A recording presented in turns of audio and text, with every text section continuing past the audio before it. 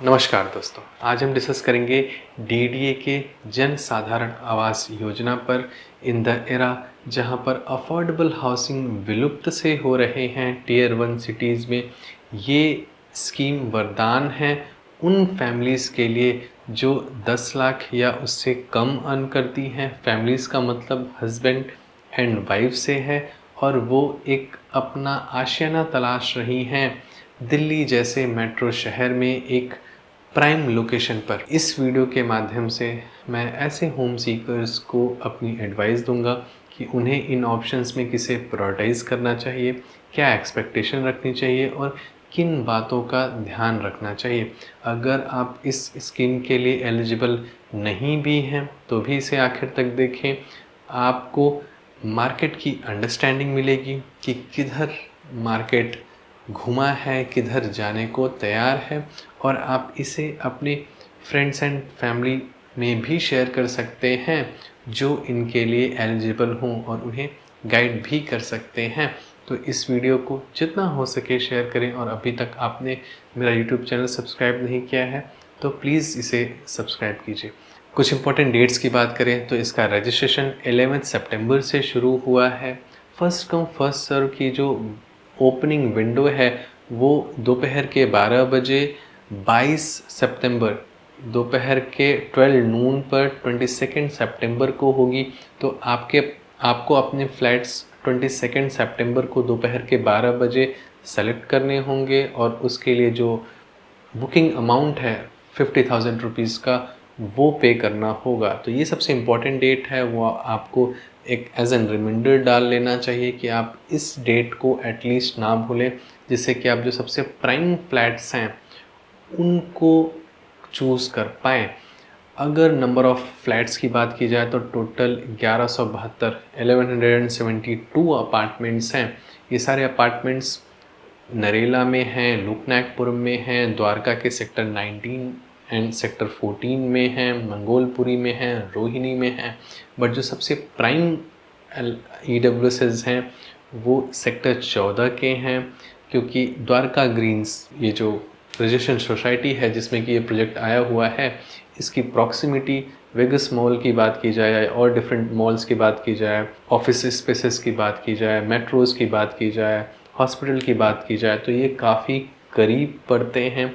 Easily 18 से 20 हज़ार रुपये। इनफैक्ट अगर आपने इसे फुली फर्निश कर दिया तो 23 से 25 हज़ार रुपये तक रेंटल भी मिल जाता है और इनके साइजेस भी अच्छे हैं, लेआउट भी बेहतरीन है, नीचे ओपन स्पेसेस भी बाकी EWS के कंपैरिजन में ज़्यादा मिलता है और इस बार ऑप्शंस भी ठीक ठाक से आए हुए हैं। 241 के आसपास ऑप्शंस हैं, तो ये हैं जो हाईली रिकमेंडेड हैं।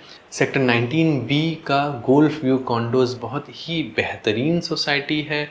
इसकी लोकेलिटी की बात की जाए, गोल्फ कोर्स रोड पर पड़ता है, व्यूज़ बहुत अच्छे हैं, बट यहाँ पर सिर्फ 3 ऑप्शंस हैं तो इसे आप डीप्रायोरिटाइज कर सकते हैं। बाकी ऑप्शंस आपको लोकनायकपुरम के UER हाइट्स में मिल जाएंगे। इसकी कंस्ट्रक्शन बहुत अच्छी है, जिस तरीके से टावर की प्लेसमेंट्स हैं स्पेशली EWS को ध्यान में रख कर बात की जाए तो वो बहुत बेहतरीन है। इसकी कनेक्टिविटी आप बैंग ऑन UER हैं, आपको मेट्रो से बहुत ज़्यादा डिस्टेंस नहीं है। UER के थ्रू आप एयरपोर्ट, द्वारका, गुड़गांव, रोहिणी यानी कि नॉर्थ वाली साइड, बहादुरगढ़ वाली साइड ईज़िली ट्रेवल कर सकते हैं और EWS सेगमेंट की या जो छोटे अपार्टमेंट्स हैं यहाँ पर इनकी डिमांड भी है।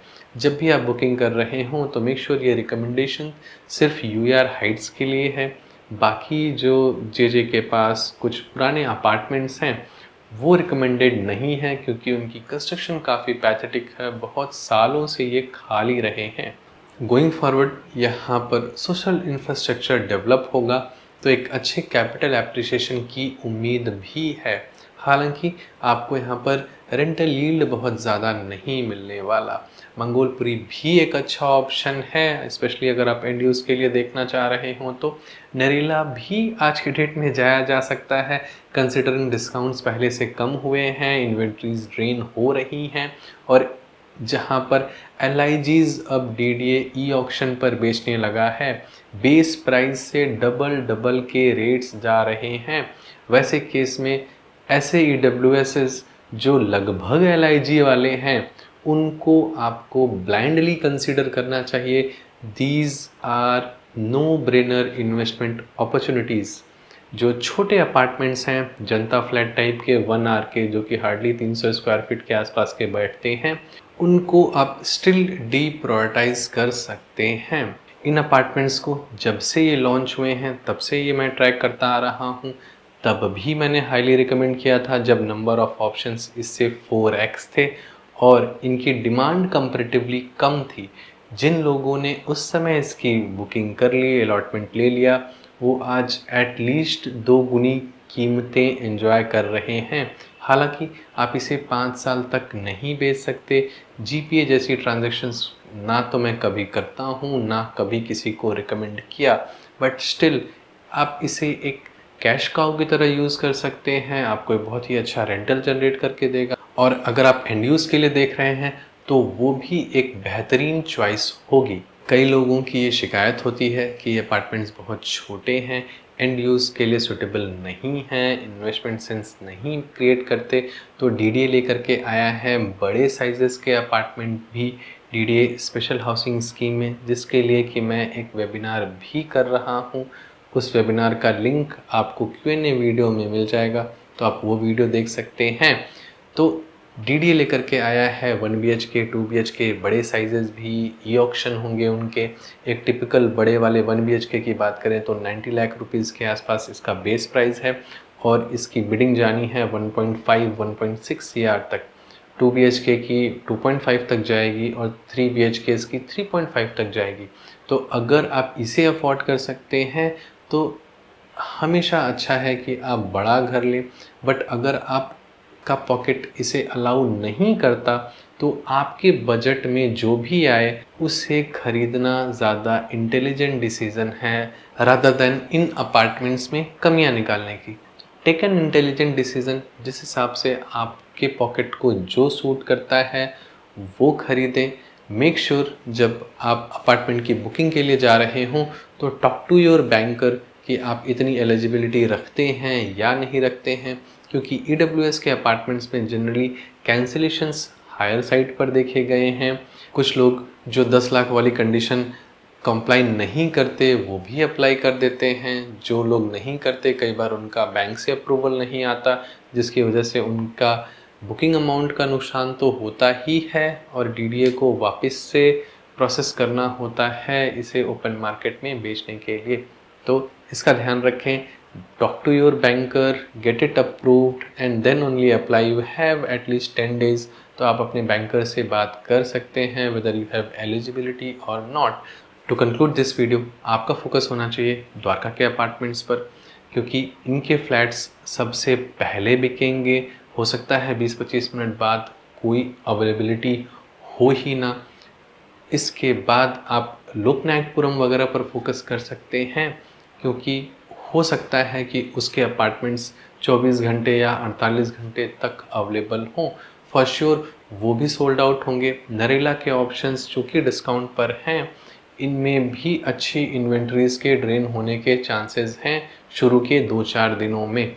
तो जो भी डिसीजन मेकिंग है, आपको द्वारका के लिए कम टाइम मिलने वाला है और बाकी ऑप्शंस के लिए थोड़ा टाइम मिलने वाला है। तो मेक श्योर डिसीज़न आप आराम से लें। जो भी प्रोसेस है फर्स्ट कम फर्स्ट सर्व का सेलेक्ट करने का, उसमें अपनी ड्यू डिलिजेंस करें। प्रोजेक्ट की लोकेशन पर जाएं, घूमें, क्या कौन सी सोसाइटी आपको अच्छी लग रही है, अपार्टमेंट्स नंबर लिखें, अपना होमवर्क करें और फिर इसमें पार्टिसिपेट करें। तो आशा करता हूँ कि इस वीडियो के माध्यम से मैंने आपको प्रॉपरली एक्सप्लेन किया हो, गाइड कर पाया हूँ डीडीए जन आवास योजना में अप्लाई करने को। जैसा कि मैंने कहा, डीडीए पर और भी बेहतरीन वीडियोस हैं, उन्हें देखिए। अगर आप रियल एस्टेट और इन्वेस्टमेंट में इंटरेस्टेड हैं तो और भी बेहतरीन वीडियोस हैं इस यूट्यूब चैनल पर, प्लीज़ उन्हें एक्सप्लोर कीजिए। एड मेंबरशिप भी एक्सप्लोर कर सकते हैं नीचे ज्वाइन बटन दबा करके, जहां पर हम मंथली सेशंस के माध्यम से रियल एस्टेट की एजुकेशन देते हैं और इंटरेक्टिव वे में आपकी क्वेरीज भी एड्रेस करते हैं। मार्केट का करंट हालचाल, आगे आने वाला मार्केट कैसा है, प्रोजेक्ट्स कैसे हैं, अनफिल्टर्ड वे में इसकी कन्वर्सेशन होती है। तो प्लीज़ ज्वाइन कीजिए। अगर आपने यूट्यूब चैनल सब्सक्राइब नहीं किया है तो प्लीज़ इसे सब्सक्राइब कीजिए। जो लोग इसके लिए आपको लगता है कि एलिजिबल हैं, उनसे इस वीडियो को ज़रूर शेयर कीजिए। मिलते हैं अगले वीडियोज़ में।